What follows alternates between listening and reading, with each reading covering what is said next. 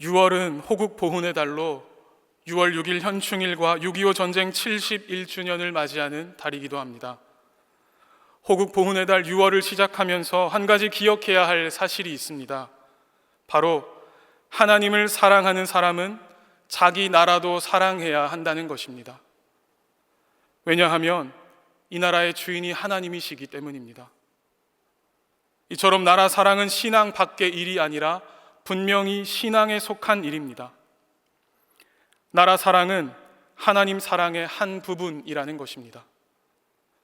6월 한 달을 보내며 나라와 민족을 위해서 충성하고 헌신한 분들을 기억하며 나라와 민족을 위해 기도하는 복된 한 달이 되시기를 간절히 소망합니다. 오늘 본문에 등장하는 사도 바울은 누구보다 자기 민족에 대한 깊은 사랑의 마음이 있었습니다. 그래서 그는 어느 도시를 가든지 자기 민족의 회당을 가장 먼저 찾았고 거기에서 먼저 복음을 전했습니다. 그리고 복음을 받아들인 이방 민족들에게도 그들이 그들의 나라의 역사를 위해서 기도해야 할 중요할 책임이 있음을 강조했습니다. 우리가 잘 아는 것처럼 사도 바울은 세상적으로 참 장점이 많은 사람입니다. 훌륭한 학벌과 좋은 배경뿐만 아니라 그가 복음을 전할 때 많은 전도의 열매들이 있었습니다. 그러나 바울의 이러한 장점들은 결국 그를 교만하게 만들었습니다. 그래서 그는 회심하기 전에 누구보다 열심히 교회를 비방하고 박해했던 인물이었습니다. 예수님을 인격적으로 만나기 전에 그는 열정은 있었지만 방향이 잘못된 인물이었습니다. 그러다가 예수님을 깊이 만난 후 자신을 죄인 중에 괴수라고 고백하고 있습니다. 바울은 하나님 앞에서 자기가 무능하다는 것을 알았습니다. 그래서 하나님, 내가 철저히 무능합니다. 하나님, 내가 가진 능력이 쓸데없습니다. 하나님, 나를 불쌍히 여겨주시옵소서라고 고백합니다. 바울은 회심 이후에 주변 사람들의 평가보다 자신을 더 낮게, 더 못하게 여겼습니다. 그래서 정말 자기는 죄인 중에 괴수이며 만삭되지 못하여 난 자라고 고백하고 있습니다. 바울은 예수님을 만난 이후에 하나님과 사람 앞에 겸손하게 자신을 고백하며 살아갑니다. 바로 이런 바울의 자의식이 있었기에 바울은 계속되는 사람들의 비난과 공격에도 흔들리지 않고 자기 길을 계속 갈 수 있었습니다. 이처럼 신앙이란 내 열정과 내 열심과 헌신을 드러내서 내가 이 정도는 할 수 있다고 자랑하는 것이 아닙니다.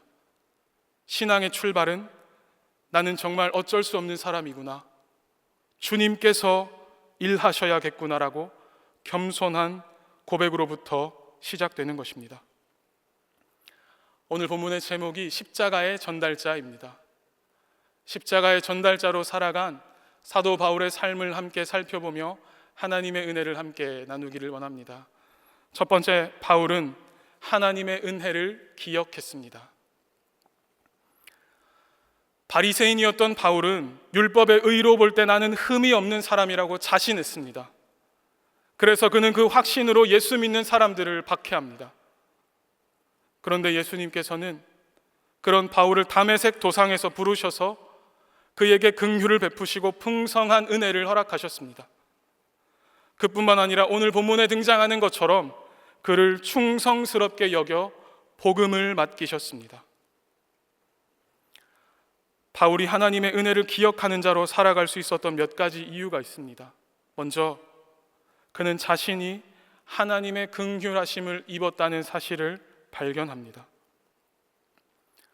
바울은 비방자요, 박해자요, 폭행자였던 자신을 긍휼히 여겨주신 하나님의 은혜를 기억했습니다. 특별히 하나님께서 바울을 긍휼히 여겨주신 이유가 있습니다. 바로 본이 되기 위함입니다. 디모데전서 1장 16절을 우리가 다시 한번 같이 읽겠습니다. 그러나부터 읽겠습니다. 시작.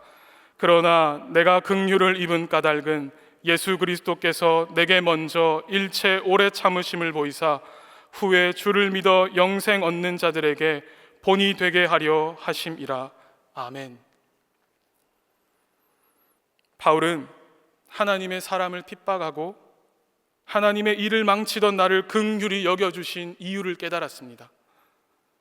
그래서 그는 하나님의 은혜를 기억하며 예수님을 믿기 전에 자신이 얼마나 끔찍한 죄인이었는지를 정직하게 고백하면서 본이 되는 삶을 살아갑니다.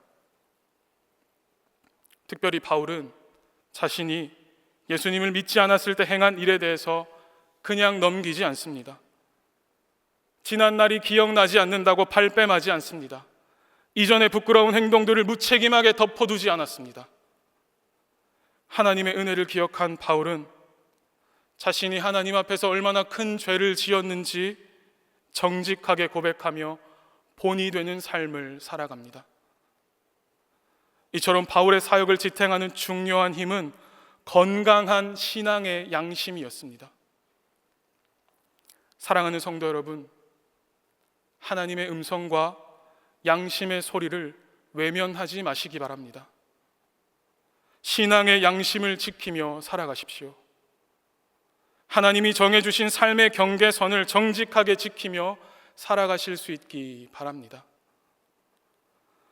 오늘날 우리가 겪어가고 있는 교회의 어려움과 예수 믿는 사람들의 권위의 실추에는 분명 그리스도인들의 비양심적인, 비인격적인, 비상식적인 태도와 관련이 있습니다.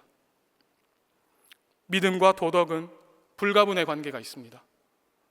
양심이 무너지면 믿음 생활 전체가 큰 타격을 받는다는 말입니다. 그래서 신앙과 양심은 항상 상관관계를 가지고 있습니다. 양심이 병들면 믿음이 파손합니다. 그리고 믿음을 버리면 양심은 그 기능을 잃고 맙니다. 오늘 이 시간 여러분들의 건강한 신앙의 양심이 회복되셔서 하나님의 경고와 사랑의 음성에 민감하게 반응하며 살아가실 수 있기를 간절히 소망합니다. 하나님의 은혜를 기억하며 건강한 신앙의 양심을 지녔던 바울은 이전의 부끄러운 날들을 정직하게 고백하며 하나님 앞에 회개합니다. 여러분, 신앙생활에서 치명적인 것이 있다면 그것은 바로 하나님 앞에서 회개하는 마음을 잃어버리는 것입니다. 제가 사는 잠실동에는 좁은 골목들이 많습니다. 그리고 그 중에는 일방통행 골목들이 좀 있습니다. 그 길을 따라가다 보면 표지판을 하나 발견하게 되는데 바로 길 없음이라는 표지판입니다. 길인 것처럼 보여도 이 길은 막다른 길임을 알려주는 것입니다.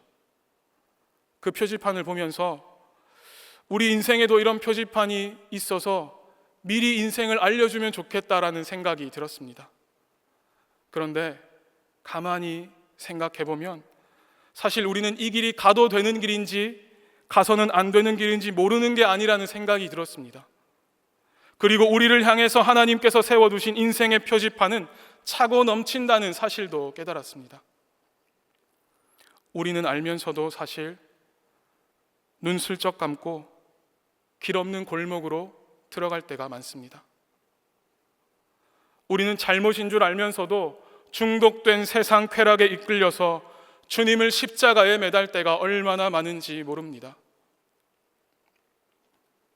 하나님의 은혜를 기억했던 바울은 십자가 앞에 서고 있습니다. 십자가 앞에 서면 내가 보입니다. 아무 자격 없는 나의 모습이 십자가 앞에서 발견됩니다. 죄인인 나를 오래 참고 기다려주시는 하나님의 은혜가 발견됩니다. 사도 바울이 하나님의 은혜를 기억할 수 있었던 또 다른 이유는 바로 하나님께서 자신을 향해서 오래 참아주셨다는 것을 깨달았기 때문이었습니다. 하나님께서는 바울의 모든 죄와 허물을 다 용서하시고 일체 오래 참아주셨습니다. 하나님께서 바울의 비방과 폭행을 인내하지 않으셨다면 바울은 지금과 같은 사도가 될 수 없었을 것입니다. 하나님께서 나를 긍휼히 여겨주셨으며 나를 오래 참아주셨다는 사실을 깨달았던 사도 바울은 하나님의 은혜를 기억하는 삶을 살아가게 됩니다.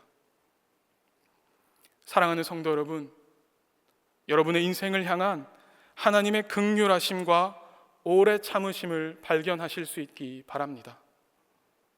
그리고 넘치도록 베풀어 주신 하나님의 은혜를 기억하며 살아가실 수 있기 바랍니다. 새로운 한 달을 시작하며 하나님의 은혜로 주어진 나의 삶을 내 능력과 노력으로 착각하지 않고 겸손하게 하나님의 은혜를 기억하며 살아가는 복된 날들이 되시기를 간절히 소망합니다. 두 번째, 바울은 하나님의 은혜를 감사합니다. 오늘 본문에서 바울이 하나님께 감사했던 이유는 두 가지입니다. 먼저 충성스럽지 않은 자신을 충성스럽게 봐주셨던 것과, 또 하나는 자격 없는 자신에게 사도의 직분을 맡겨주셨기 때문이었습니다. 바울은 자신이 충성스럽지 않다는 것과 그래서 자격이 없다는 것을 알고 있었습니다. 그러나 하나님께서는 자격이 없는 그를 자격이 있다고 여겨주셨습니다. 바울은 자격 없는 자신에게 베풀어 주신 하나님의 은혜를 기억하며 이제 나아가 그 은혜에 감사하며 살아가게 됩니다. 여러분, 내 인생을 향한 하나님의 은혜가 기억되어지시고 고백되어지시는 분들은 이제 하나님의 은혜를 감사하는 자리로 나아가서 살아가실 수 있기 바랍니다. 특별히 하나님의 은혜를 기억했던 바울이 감사하며 살아갈 수 있었던 이유가 있습니다. 바로 자격 없는 자신을 향한 하나님의 용서를 깨달았기 때문입니다. 하나님께서는 바울의 끔찍한 죄를 용서해 주셨습니다. 아니, 단순히 바울을 용서해 주셨으므로 그치지 않고 그를 얼마나 신뢰했는지 자신의 일을 믿고 맡기셨습니다. 그리스도의 선교사로, 선교의 개척자로, 십자가의 전달자로 바울을 부르셨습니다. 여러분, 이처럼 하나님 안에서는 용서받지 못할 죄인이 없습니다. 그 어떤 악인이라도 거짓 없이 철저하게 회개하면 살게 됩니다. 이것이 바로 하나님의 법입니다. 이처럼 하나님께서 회개를 통해 악인이 살 수 있는 길을 마련해 주셨습니다. 그것이 바로 복음이라는 것입니다. 회개하면 다시 살 수 있는 길을 열어주셨던 것입니다. 오늘 하루도 나를 용서해 주시고 다시 기회 주신 하나님의 은혜에 감사하며 살아가시는 복된 하루가 되시기를 간절히 소망합니다. 마지막 세 번째, 바울은 하나님의 은혜를 전합니다. 하나님의 은혜를 기억하고 하나님의 은혜에 감사했던 바울은 이제 나는 오직 하나님의 은혜로만 살아가겠다는 소원을 품고 살아가게 됩니다. 그리고 그 소원은 바로 하나님의 은혜를 전하는 일, 바로 복음을 전하는 일이었습니다. 바울은 이제 온 세상을 가슴에 품고 살아갑니다. 그래서 그는 당시 자기가 지나가는 곳마다 복음을 전했고, 그 결과 그가 지나가는 곳에는 교회들이 태어났습니다. 이처럼 바울의 소원은 남들과 좀 달랐습니다. 영적인 생활의 가장 중요한 우선순위는 자기의 소원을 점검하는 것입니다. 우리는 수시로 지금 나의 소원이 하나님께서 기뻐하시는 소원인지를 민감하게 점검할 수 있어야 합니다. 우리가 마음에 품은 소원은 한 사람의 삶을 결정짓는 힘을 가지고 있기에 소원이 달라지면 우리의 삶도 달라지게 되어 있습니다. 여러분의 소원은 무엇입니까? 그리고 그 소원을 위해서 지금 어떤 삶을 살고 계십니까? 그리스도인은 마음에 품은 소원부터 세상 사람과 달라야 합니다. 여러분, 언제까지 부자 되는 게 우리의 소원이 되어야 하겠습니까? 언제까지 자식이 좋은 대학에 들어가는 것이, 편안한 노후를 준비하는 것이 우리의 첫 번째 소원이 되어야 하겠습니까? 사랑하는 성도 여러분, 거룩한 소원을 가지고 세상 사람과 구별되어 살아가실 수 있기 바랍니다. 바울에게는 거룩한 소원이 있었습니다. 바로 하나님의 은혜를 전하는 일이었습니다. 바울은 하나님의 은혜를 전하는 일을 사명으로 여기며 살아갑니다. 사명은 내가 받은 은혜에 대한 지극히 당연한 의무입니다. 받은 은혜가 무한하다는 것을 아는 사람은 생명을 바칠 헌신과 충성을 결단하고 과감하게 십자가를 향해서 나아갑니다. 그래서 죽음도 그를 막지 못합니다. 사도 바울은 사도행전 20장 24절에서 이렇게 말합니다. 내가 달려갈 길과 주 예수께 받은 사명 곧 하나님의 은혜의 복음을 증언하는 일을 마치려 하면은 나의 생명조차 조금도 귀한 것으로 여기지 아니하노라. 아멘. 오늘 우리는 이런 사명의 사람을 찾아보기가 어려워졌습니다. 마다가스카르에서는 어떤 사람들이 자신을 믿어달라고 할 때에 아무런 증명할 것이 없지만 너무도 당당하게 나 크리스찬이에요 라고 말한다고 합니다. 사실 우리나라도 이런 때가 있었습니다. 전쟁통에 가난하고 힘든 시절을 보내면서도 우리나라는 가장 많은 선교사를 파송하는 나라가 되었습니다. 그 옛날 먹을 것도 부족했던 그 시기에 선교사님들로부터 시작된 한국교회가 여기까지 왔습니다. 한국교회 믿음의 선배들의 기도와 헌신 속에 뿌리를 내렸고 일제강점기의 기나긴 고통의 세월 속에서 한국교회는 더 단단함을 갖추게 되었습니다. 우리는 우리의 부모님과 믿음의 선배들에게 이렇게 좋은 신앙의 유산을 물려받았는데 지금 우리의 게으름과 이기주의는 도대체 누구를 닮아서 이러는지 모르겠습니다. 이전보다 나라가 더 잘 살게 된 요즘 오히려 자기 가족만 잘 먹고 잘 살면 된다는 이기주의가 만연해서 복음을 전하며 살아가겠다는 사람을 정말 찾아보기가 어렵습니다. 그래서 오늘날 교회는 세상으로부터 조롱거리가 되었습니다. 아니, 심지어 비난의 대상이 되고 말았습니다. 지난 2000년간 부흥의 길을 걷던 교회가 지금과 같은 쇠락의 길을 걷게 된 원인을 저는 십자가의 부재로 말하고 싶습니다. 기독교는 십자가가 중심이고 십자가가 본질인데 우리는 십자가를 지려고 하지 않습니다. 예수 믿는 우리가 세상 속에서 힘과 신뢰를 잃은 이유는 바로 십자가를 놓쳤기 때문입니다. 십자가의 능력을 신뢰하지 않기 때문입니다.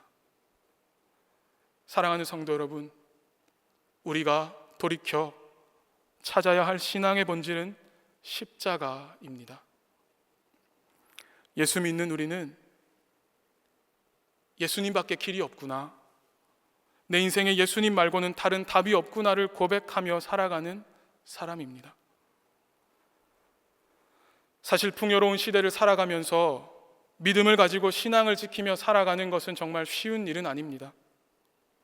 그런데 십자가를 붙들고 신앙의 본질을 쫓지 않으면 우리의 믿음은 세상을 따라잡기 위한 수단이 되고 맙니다.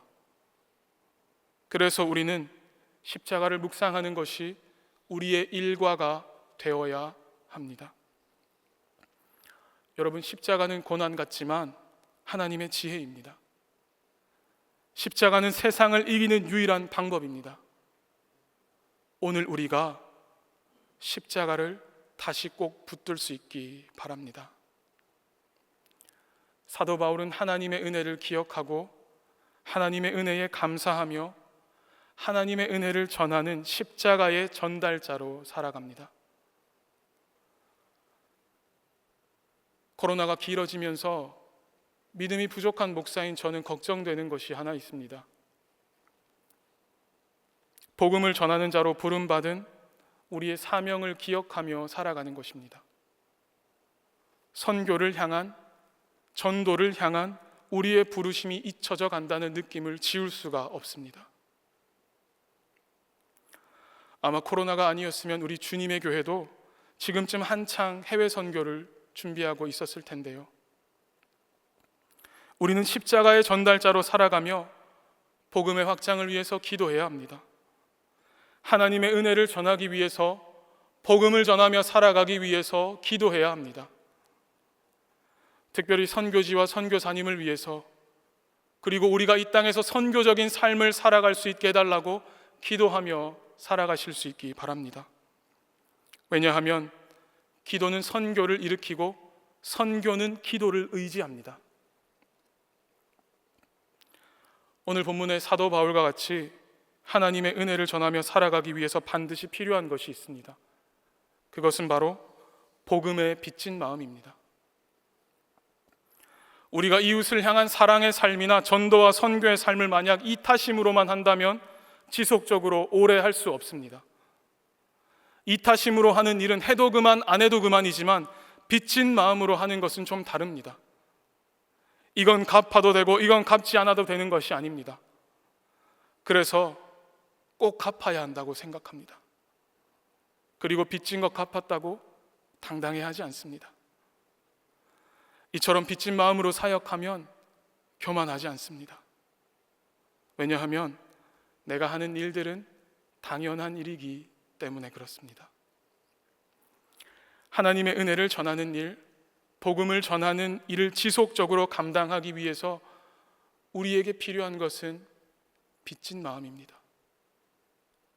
사랑하는 성도 여러분, 지난 날을 돌아보며 자격 없는 나를 건져주시고 다시 기회 주신 하나님의 은혜를 생각하며 복음에 빚진 마음을 가지실 수 있기 바랍니다.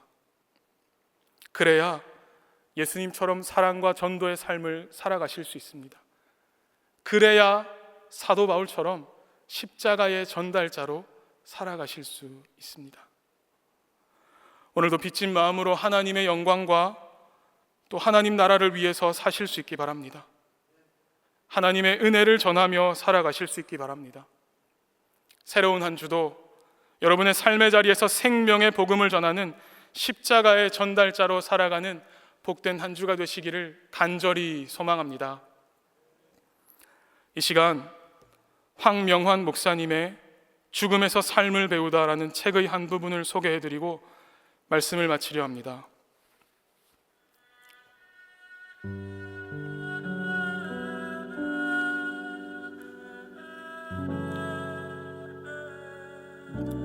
목사인 저는 성도의 장례식을 많이 주관합니다.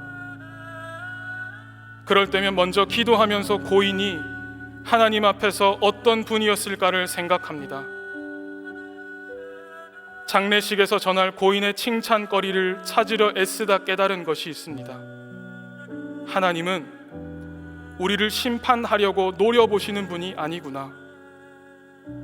우리의 잘못을 찾으려고 돋보기를 들이대시는 분이 아니구나.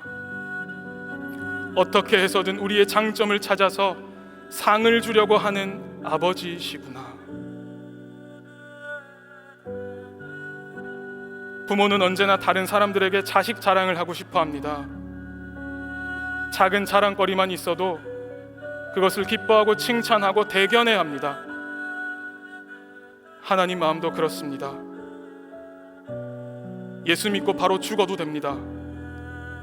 이미 영생을 얻었는데 뭘 더 바라겠습니까? 그런데 왜 하나님은 예수 믿는 우리를 살려두실까요? 남은 인생 동안 하나님 앞에 칭찬거리를 만들도록 기회를 주시는 겁니다. 그러니까 남은 인생은 하나님 앞에서 영원히 자랑할 만한 것을 준비하는 시간입니다. 우리 인생에서 무엇 하나는 하나님 보시기에 예쁘고 기특하고 잘한 일로 감동을 드릴 만한 것이 있어야 하는데, 그러한 부활의 날을 준비하는 것이 우리 여생입니다. 사랑하는 성도 여러분, 우리를 긍휼히 여겨주시고 우리를 오래 참아주셨던 하나님의 은혜를 기억하실 수 있기 바랍니다.